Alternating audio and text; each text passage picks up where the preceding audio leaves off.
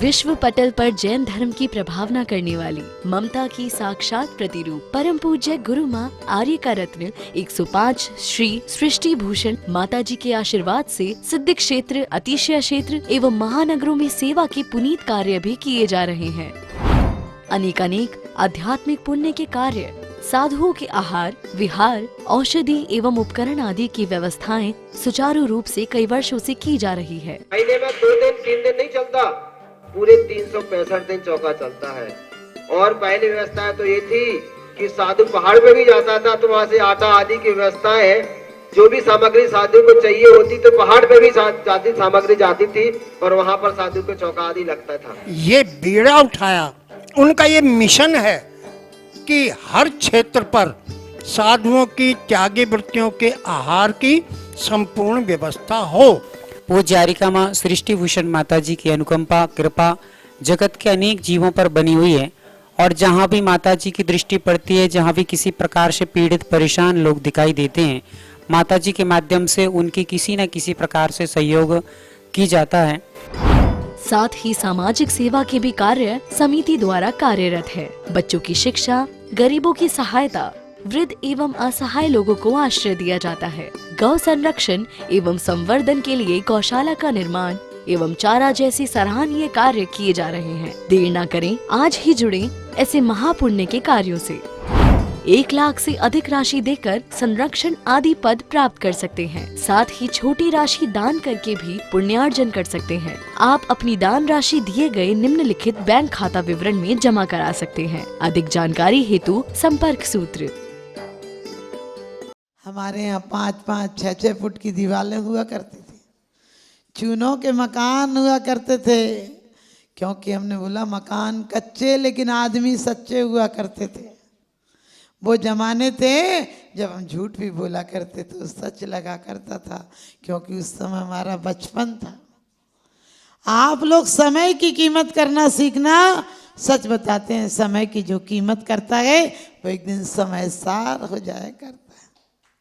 हम लोगों ने समय की कीमत व्यर्थ में गंवा रहे हैं।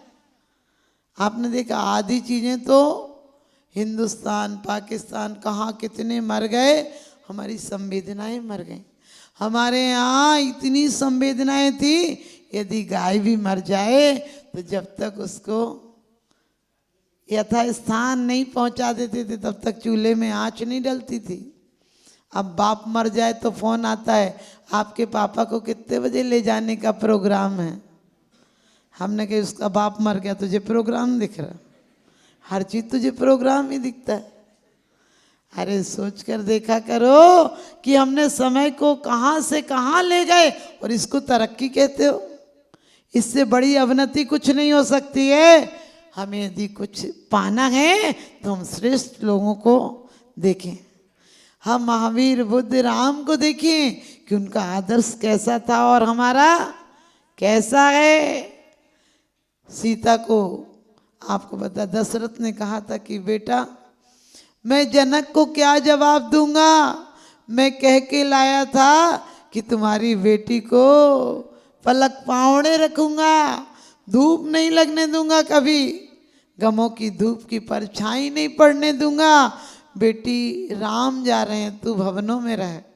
उसने कहा था कि मैं धर्म पत्नी हूँ, पति वन में रहे और पत्नी भवन में रहे, कैसे हो सकता है पिताजी। तब उन्होंने कहा था बेटी तू चाहे तो अपने पिता के घर चली जा, मैं भिजवा देता हूँ, तेरा यहाँ मन नहीं लगेगा। उसने कहा फिर भी मेरा मन नहीं लगेगा, क्योंकि कहते भी हैं, रामायण में चौपाई आई है, आपत्ति काले परखिए चारी, धीरज धर्म मित्र और नारी। आफत काले परखिए चारी, धीरज धर्म मित्र और नारी। आजकल तो यार भी पैसे के मतलबी यार होते हैं। पास पैसा है तो तू दूल्हा ये बाराती हैं, और मुसीबत में कोई नहीं पूछेगा कि कौन और बाबा कौन नाती। तो वास्तव में हमें समय की कीमत करना है। एक एक क्षण, एक श्वास भी व्यर्थ नहीं जाए। हमने बोला घर पे कोई कचरा कर दे तो होता है। सच बताना, आजकल कोई मिलने आता तो क्या होता है, फालतू की तो स्कीमें बता के जाएंगी, तुझे पता है ये स्कीम चल रही, यानी उसके घर में कलह करा दो। एक पत्नी पति से बोली कि देखो जी मुझे बेकार लगता है, सब लोग तो 20,000 के मकान में रहते हैं, हम 10,000 के मकान में रहते हैं। पति बोला अपनी इतनी इनकम नहीं है तो अपन कैसे रहेंगे? बोली नहीं मुझे बेकार लगता है, नहीं तो मैं मायके चली जाऊंगी। पति बोला कोई बात नहीं, मैं कोशिश करूंगा, हम भी 20,000 वाले में रहेंगे। 8 दिन बाद एक दिन आया और कहने लगा चिंता मत कर, तेरी चिंता का हल हो गया। बोली क्या? बोले हम भी 20,000 वाले मकान में रहेंगे। बोले कैसे? तो बोले इसका ही किराया 20,000 हो गया। पत्नी बोली अब अच्छा लगेगा ना, सबको बताऊंगी कि 20,000 में। एक औरत तो गई डॉक्टर के पास, बोली मेरे अपेंडिक्स निकाल दो। डॉक्टर ने कहा कोई तकलीफ नहीं, क्यों निकाल दो? बोले सब महिलाएं बताती हैं कि हमारा इतना बड़ा ऑपरेशन हुआ, हमारा इतना बड़ा हुआ, मैं बेकार बैठी रहती हूँ, मैं क्या बताऊं कि मेरा भी हुआ। आप सच बताना, आप डॉक्टर के पास जाओ, डॉक्टर आपको लिख दे गर्म पानी के साथ अजवाइन की फाकी ले लेना, आपको कितनी बड़ी बेइज्जती लगती है कि हम इतने बड़े आदमी को इतनी सी चीज बताई, अजवाइन तो घर में ही रखी, इसका भी क्या बताऊं? पति को क्या बताऊं कि इतनी सी दवाई है? फिर डॉक्टर भी तुम्हारा मर्ज जानता है, ये टेस्ट लिखो, ये टेस्ट, ये सोनोग्राफी, एक्सरा, और ये जब तक 50,000 का बिल नहीं बना दे तब तक तुम्हें चैन नहीं पड़ती है। और उसके बाद भी कितने हमने दुखों से कितना रिश्ता बना रखा, हमने गमों को कितना अपना बना रखा है। पति भी जब पत्नी कूल रही होगी तभी पूछेगा क्या हुआ, तो वो और ज्यादा कूलती है। अब थोड़े बहुत नहीं पूछ लो, हमारी आदत होना चाहिए, जब कूले तो बिल्कुल नहीं पूछो, जब अच्छी मुस्कुराती हो तो बोले ठीक है ना, अच्छा है, ख्याल रखो इसका। हम क्यों दुखों को, बीमारियों को अपने घर में लाने देते हैं? जब बच्चा रोता हो बिल्कुल और उसे पीटो, कहना चुप होगा तब देखना रोने की आदत ही छूट जाएगी। आप बात में बोलते रो मत बेटा, देती हूँ, अब तो समझेगा कि रो का ही पूरा काम होता है। आप लोग जीवन में क्यों कहते कौम के इंसान तुझे चलना नहीं आता, एक बार गिर गया तो संभलना नहीं आता। चंडीगढ़ जा रहे थे, एक खत्री परिवार में रुके, बहुत अच्छे फैमिली थी, तो वहाँ पर कुछ पारिवारिक समस्या थी, तो हमें सबने बताया कि माता जी इसने एक बार सुसाइड की कोशिश करी थी, कुछ खा लिया था ये, तो मेरे सामने उसको बेड रेस्ट था, तो वो बड़ी तेजी से बोली पता नहीं है जूस का समय हो गया। हमने कि बाप के यहाँ से नौकर लाई थी क्या? प्यार से नहीं बोल सकती है कि मम्मी जी फल ला दो, हमने कि जूस पिएगी और बीमार हो जाएगी, बैठी बैठी बेड रेस्ट थी तो है, बैठी बैठी फल खाया कर। तो बोली नहीं नहीं ये लोग ठीक नहीं है। हमने कहा ठीक तू नहीं है कि ये लोग नहीं है? हमने कहा तेरा दिमाग खराब है तो सब ठीक हैं, तू बैठी बैठी बोला कर कि मम्मी मैं और कुछ काम नहीं कर पाती हूँ तो सब्जी पोल दूंगी और कुछ सब्जी परोस दूंगी, बैठे बैठे थाली लगा दूंगी, कि कुछ काम किया कर, ढंग से बोला कर। बेचारी जिसको उसने गोद लिया हुआ था उसको, बेटे को, मैंने कहा तू ध्यान रखना, तूने मरने की कोशिश की और मर भी गई तो इस घर में दूसरी आ जाएगी, तू भूत बनकर पेरेगी तो तुझे बंदेज करा दिया जाएगा। तो कहने क्या करूं, ये सब ऐसे? हमने कहा ये सब ऐसे नहीं है, अपना दिमाग सुधार। अरे सुधारक जगत की मत कर चिंता यार, तेरा ही मन जगत है, पहले इसे सुधार। हमने कहा तू बोल के तो देख, सबसे प्यार से बोला करो कि आप लोग कितना काम कर रहे हैं, मैं कुछ नहीं करती हूँ, मैं बैठे बैठे जो कर सकती हूँ मैं कर दूंगी, मुझे बेकार लग रहा है, आप लोग बड़े होके इतना काम करते हैं, मैं ऐसे ही बैठी रहती हूँ। मैंने कहा अच्छे से बोला कर, पूरे घर से अच्छा बोल, और तेरे जो बैठे बैठे का काम है वो कर, वरना तू बेड रेस्ट करेगी तो क्या बेटा पहलवान पैदा होगा? हमने कहा बेटा महा मक्कार पैदा होगा, कम से कम घर में खुशहाली तो रख। और जब मैं लौट कर आई तो वो 4-5 बार चंडीगढ़ गए, नहीं माता जी लौटेंगी तो हमारी कोठी पर रुकेंगी। अब उसको, वो तो पहली ऐसी मरियल सी थी, बाद में बेटा हो गया, हम 6 महीना बाद लौटे थे, तो मैंने बल्कि पूछा, मैंने कही बहू कहाँ है? तो वो खुद कहने लगी माता जी मैं ही हूँ। हमने कही तू?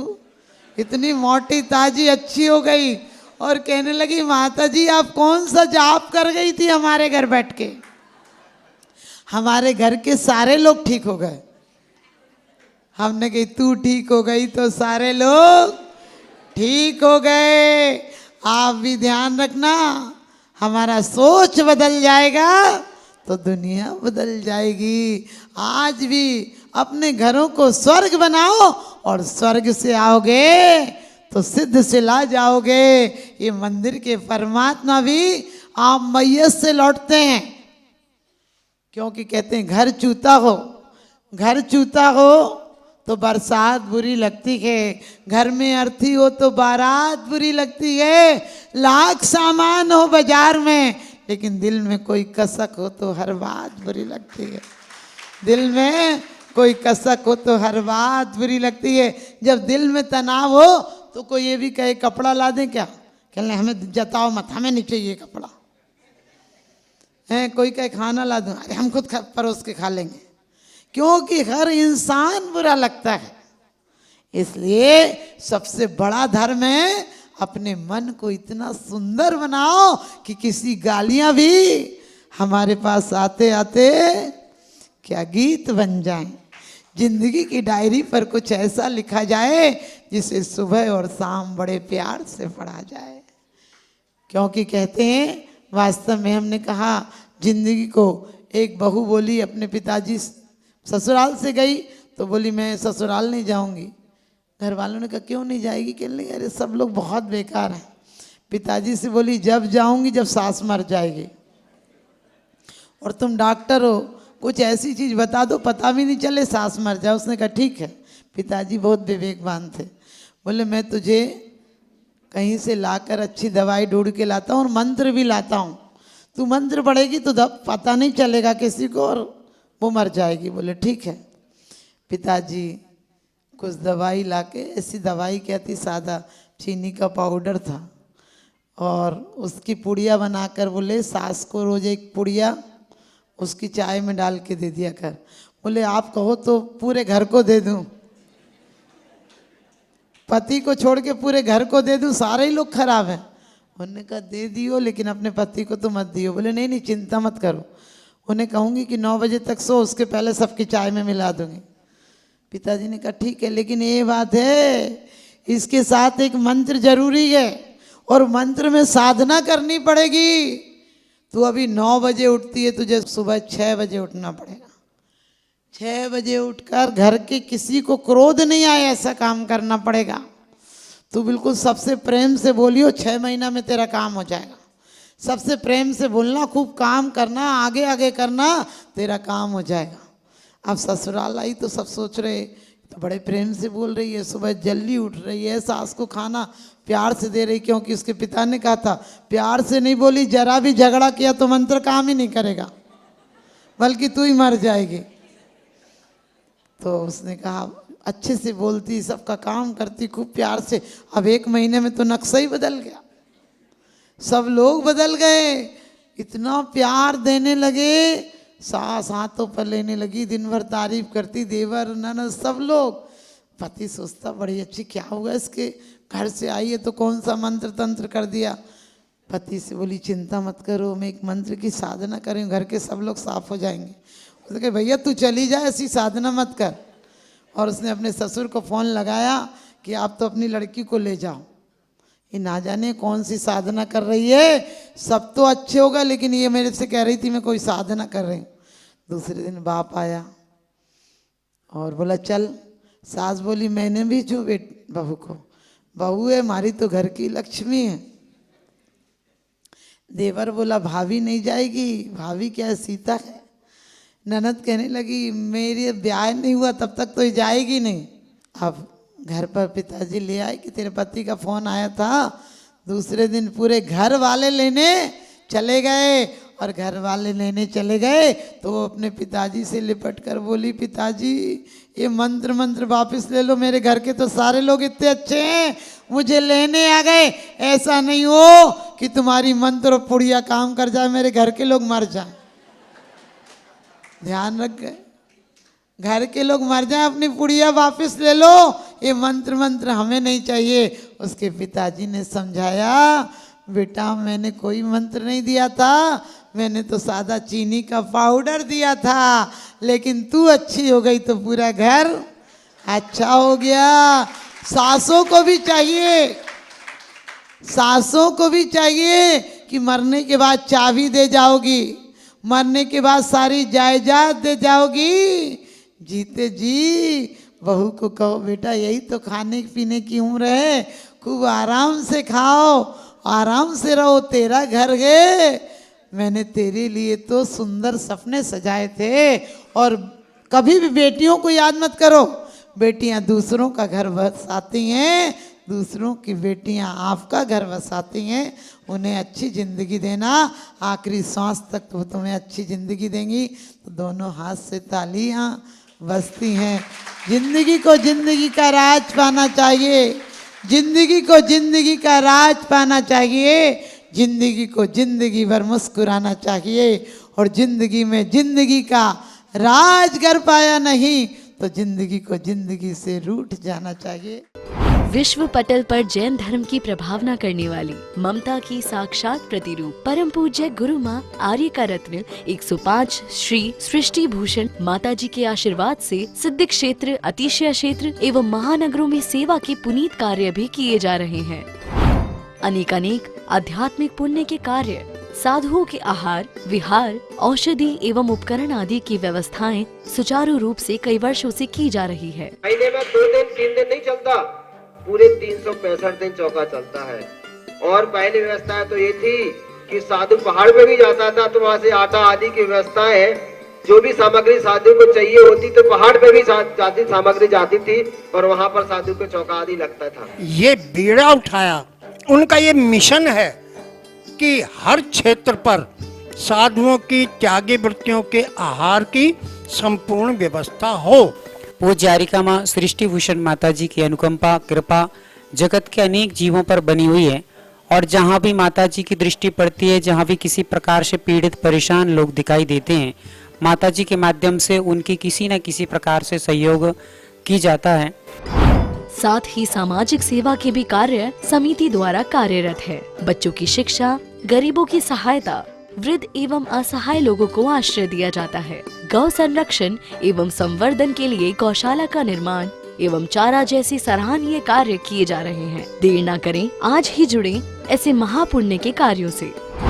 1 लाख से अधिक राशि देकर संरक्षण आदि पद प्राप्त कर सकते हैं। साथ ही छोटी राशि दान करके भी पुण्यार्जन कर सकते हैं। आप अपनी दान राशि दिए गए निम्नलिखित बैंक खाता विवरण में जमा करा सकते हैं। अधिक जानकारी हेतु संपर्क सूत्र